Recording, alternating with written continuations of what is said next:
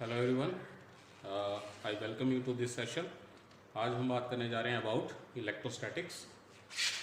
तो इलेक्ट्रोस्टैटिक जो टर्म है ये आती है इलेक्ट्रिसिटी में। एक्चुअली इलेक्ट्रिसिटी एक बहुत बड़ी टर्म है, एक ब्रॉड टर्म है जिसके अंदर बहुत सारे फिनोमेना आते हैं, इलेक्ट्रिकल फिनोमेना आते हैं।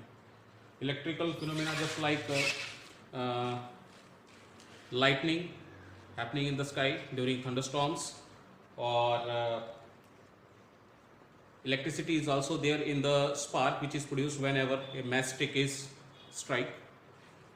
और साथ ही साथ electricity is also responsible for holding the atoms together in order to make a molecule. So electricity is a very broad term. There are different electrical phenomena which happen under this term electricity.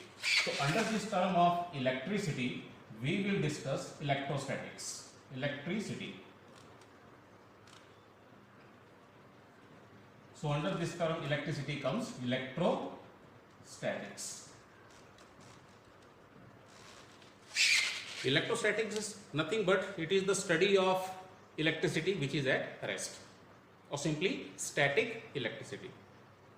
So that is what we call as electrostatic.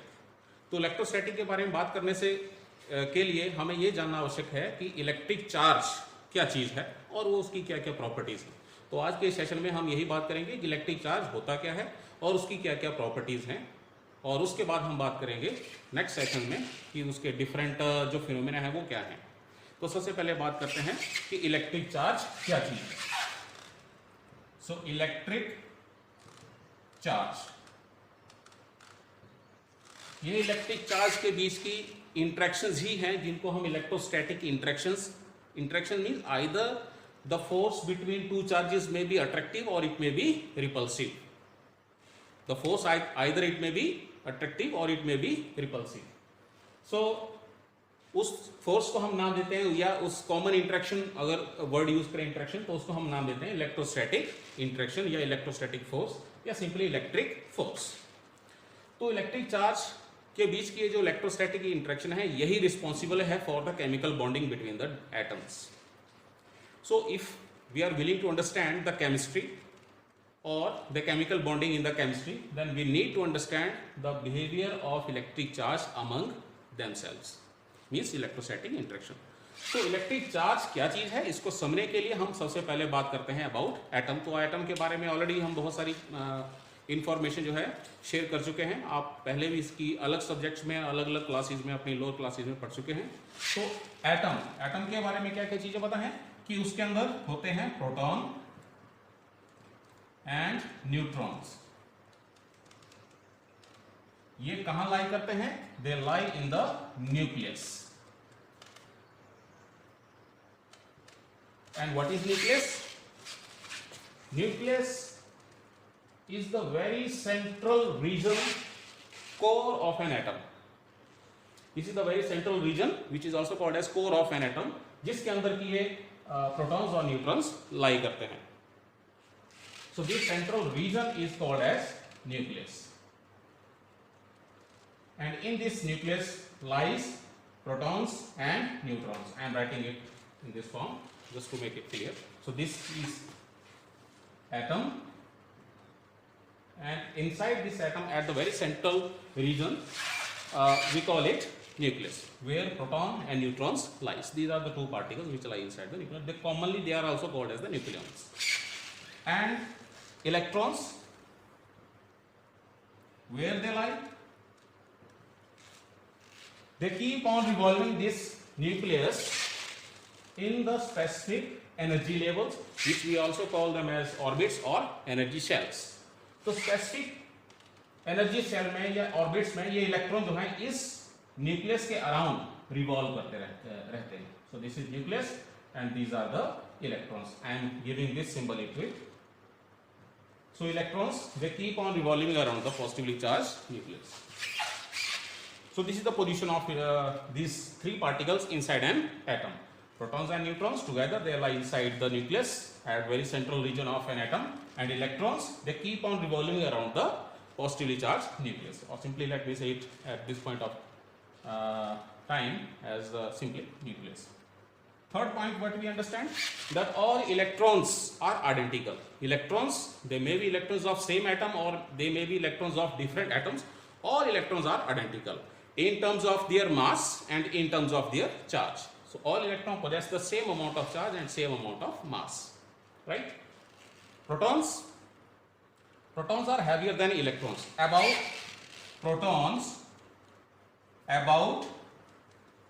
1800 times heavier than electrons. So protons are quite heavier than the electrons, but charge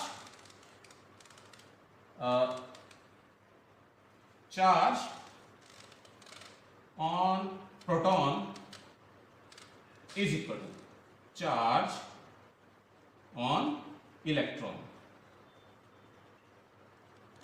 एक proton के ऊपर जो charge होगा वो उतना ही होगा quantity में जितना एक इलेक्ट्रॉन के ऊपर होता है. पोलैरिटी में उसके अपोजिट होगा. इलेक्ट्रॉन के ऊपर जो भी चार्ज है उसको कन्वेंशनली नाम दिया गया है a negative charge. So an electron possesses the charge equal to 1.6 into 10 to the power minus 19. Because the charge on electron is of negative kind, so we put a minus sign with its value. With minus sign, we are clear that this is the charge on one electron. So this is the charge which is possessed by one electron. What are the units? Units are coulomb. So we write it with capital C, or we can also write it in small letters as complete name coulomb. Okay, so this is the charge on one electron. So what we are saying, the protons are about this much time of heavier than electrons, but charge on proton is equal to charge on electron. This means charge on proton is equal to of same quantity, which is 1.6 into 10 to the power minus 19 coulomb. But the polarity, or we can say nature of this charge is positive, opposite to that the charge on the electron. So this is the charge on the proton. What about neutrons? Neutrons are even heavier than the protons. Neutrons, they are heavier than protons, but electrically they are neutral. They carry no charge. So this means inside the nucleus there is only one kind of charged particle, which are proton, positively charged particle, and neutron, they carry no charge. So inside this nucleus lies the positively charged protons and electrically neutral neutrons. Sorry.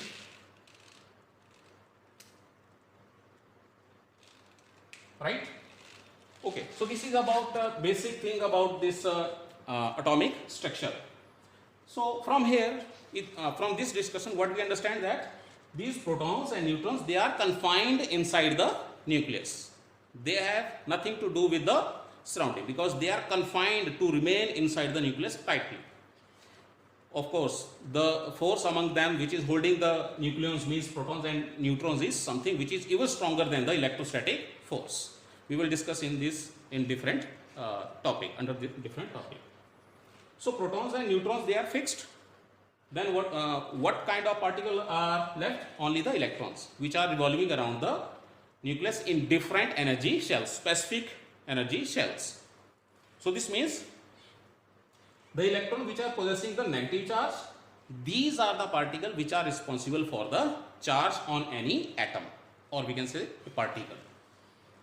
So suppose that for an atom to remain electrically neutral, because nucleus is positively charged due to the protons inside it. So nucleus is positively charged, except the exception of hydrogen atom. Okay. So nucleus is positively charged, and this positive charge of the nucleus is counterbalanced, or we can say neutralized, by the presence of negatively charged electrons in different energy shells. So for an atom to remain electrically neutral, there must be same number of electrons as the number of protons, because only the same number of electrons can counterbalance the same number of the positively charged protons. So due to which the atom electrically remains neutral. So it possesses no charge. But if some electrons are either lost by the atom or excess number of electrons has come to the atom, then the polarity of the atom will not remain neutral. It will change to either positive or negative. So how do we understand what is a charge? So I'm just writing the main concept of a charge here. That one, if an atom has excess electrons, means more number of electrons than the electrons required by an atom to remain neutral. So if an atom has more number of electrons, it possesses more negative charge because it is having excess number of electrons which are negatively charged. So therefore it becomes a negatively charged atom, or simply we say it is a negative charge. And second, if an atom here we mean it by a neutral atom, an atom loses electrons, then it loses some negative charge, then it becomes positively charged. So we say that in this particular case the atom becomes a positively charged particle. So there are only two kinds of charged particle, either negatively charged particle or the positively charged particle. Right? And if there is equal number of electrons and equal number of protons in an atom, it is electrically neutral. There is no charge on the atom. So charge exists in two types. One is negatively charged, another one is positively charged. Negatively charged is the one which is having more number of electrons, due to which its charge becomes negative. Also its mass increases because electron, or we can say proton or neutron, howsoever small they may be, they have some specific mass. So the negatively charged atom is comparatively heavier than a neutral atom. And similarly, whenever an electron loses some electron, it gains some positive charge, as well as it gains some positive charge, and it also loses some of its mass because it loses the negatively charged electrons. So that's why positively charged atom is comparatively heavier, negatively charged atom is comparatively lighter because it loses the atoms. Now we will discuss some properties about the charges. Let me take the first property.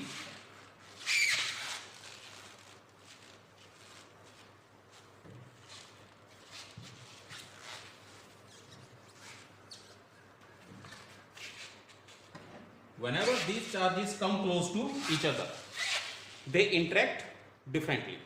Differently in what sense? Suppose that we are having two similar charges, similar kind of charges. I am not talking about their values, just I am talking about their sign.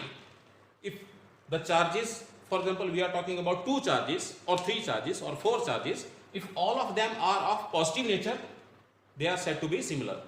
Similarly, if all of them are negative in nature, they are also again said to be similar charges. Or we can also use word like charges. Similar or like charges repel each other.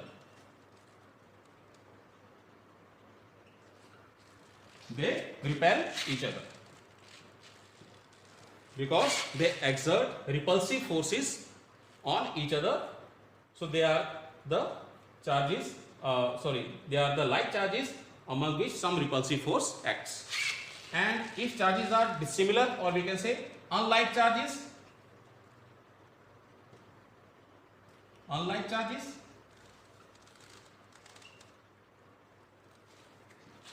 they attract each other. They exert attractive forces on each other. Unlike charges, just like if we are talking about two charges, one is of positive kind, other one is of negative kind, whatever their magnitudes are there. So unlike charges always attract each other. Third property, quantization. The charges follow quantization. So what is quantization of charges? Smallest charge which we understand, which exists on a particle, is the charge on one electron. So the charge on one electron is the smallest unit of charge. This is what we take. So charge on one electron, we represent it with E. This is equal to minus 1 unit of charge is that is, or we can say not 1 unit, but the smallest unit of charge that exists is the charge on one electron, which is minus 1.6 into 10 to the power minus 19 coulomb. So this is the charge which is possessed by one electron. This is the smallest amount of charge which exists, as we know. So what is quantization of charge? Suppose that charge is transferred from one body to other body by different means.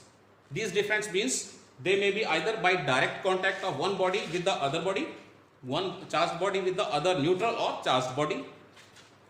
Second method for the transfer of charge is the frictional electricity, in which one object is rubbed with the other object. For example, a glass rod is rubbed with a cotton cloth. And third kind, or we can say third way in which the charges can transfer, is the induction process, electrical induction, in which charges are induced from whenever two bodies are brought close, not made in contact with, but they are brought close to each other. So there are three ways in which charges can transfer. The point here to understand is the quantization. During the transfer, suppose that we are talking about two bodies among which some charge is transferred. Suppose this is body A and this is body B. This is losing some electron to B. The body A is losing some electron to body B. Then it is losing electron, it will become positively charged, and the body B is gaining the electron, it becomes negatively charged. Right? So this is happening during the transfer of electron from body A to body B in any method. Method is not a point of concern here. The point is the transfer of charge. So transfer of electron, because only electrons are able to move. The protons and neutrons are well confined inside the nucleus. They cannot move. They are fixed. Okay. So what is quantization? Quantization says that how much charge is transferred or how much charge is gained. It depends upon how many number of electrons are transferred or how many number of electrons are gained or lost.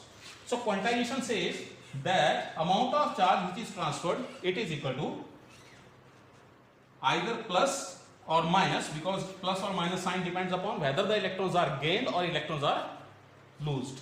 If electrons are lost, the body gets positively charged. If electrons are gained, it becomes negatively charged. So sign we can use accordingly. The point is transfer of charge. How much amount of charge is transferred? This is equal to the charge on one electron multiplied by the number of electrons which are transferred.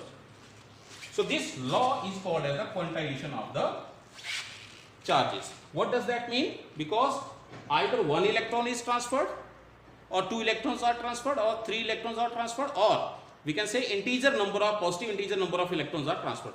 Fraction of electrons is not transferred, right? So if a complete electron is transferred, whole charge associated with it is also transferred. So if, for example, n number of electrons are transferred, then how much charge is transferred? It is given by Q is equal to either plus or minus n into the charge on one electron.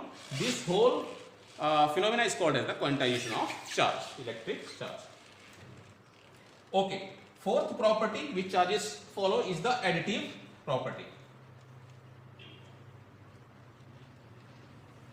Whenever we try to find out the total amount of charge at one place, we can simply algebraically add all the charges present in that space, of course with their sign. If a positive charge is there, we put a positive sign with it, and if a charge is negative, we put a minus sign with it, and we simply algebraically can add them. This is called as additive property. And fifth property is the invariance.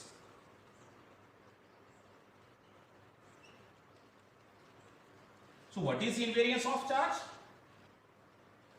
Invariance of charge is nothing but it is the invariability, or we can say charge remains constant on an atom or a particle, whether it is at rest or it is in motion.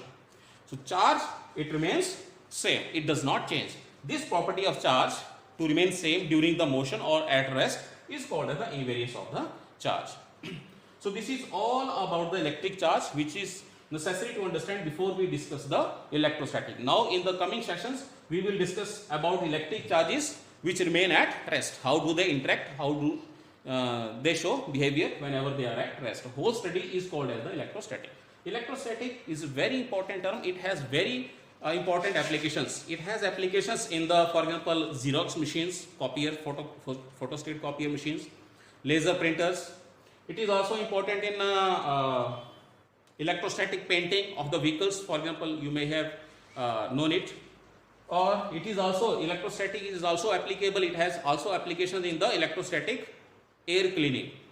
You may have learned about some air purifiers or air cleaners inside the cars. So that application is found from the electrostatics. So that is all for this session. What we have discussed, that electricity is a very broad term. There comes a lot of number of electrical phenomena which happen under this one umbrella of electricity, among which is the electrostatics. To understand electrostatic, we have discussed what is electric charge, and then we have discussed some properties exhibited by the electric charges. So this is all what we have discussed. In the coming session we will discuss about the Coulomb's law, which gives the force among the two charges, any two charges. Thank you.